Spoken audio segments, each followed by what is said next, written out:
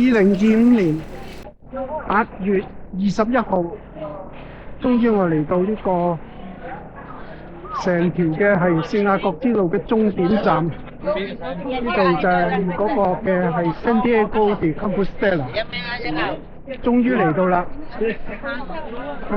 都有啲興奮，雖然今次咧係第二次嚟，但係對我嚟講都係一個嘅係成就嚟㗎啦。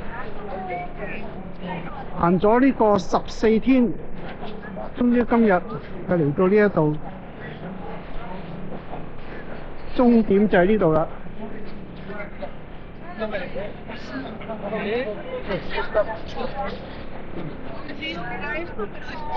感恩，睇呢一個出嚟，廣場裏面已經係停留咗好多人喺度，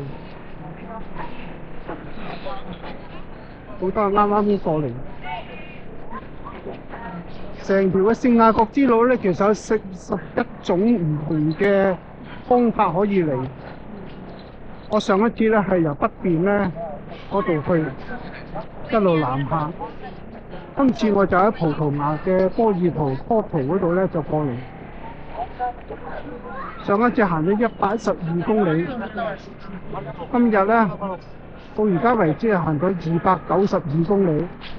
其實加埋其他啲嘅係小嘅路咧，差唔多成300公里嘅，已經係過咗我自己個人嘅紀錄，非常之感恩。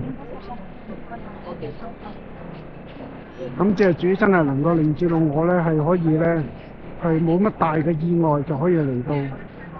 之前真係好擔心咧，就係自己隻腳得唔得咧？會唔會係有水泡嘅問題影響咧？咁即係感恩，即係雖然都有補水泡，但唔算係好嚴重。超開心啊！嚟到而家呢度，一路見到好多人喺度。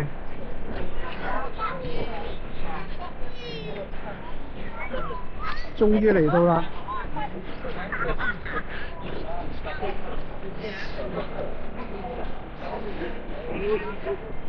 人頭湧湧喺呢度。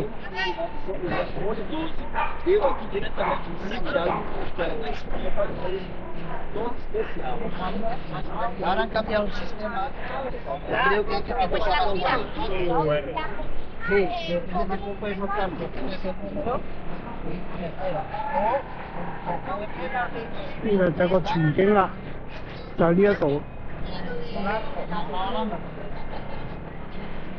Santiago de Compostela 嘅主教堂。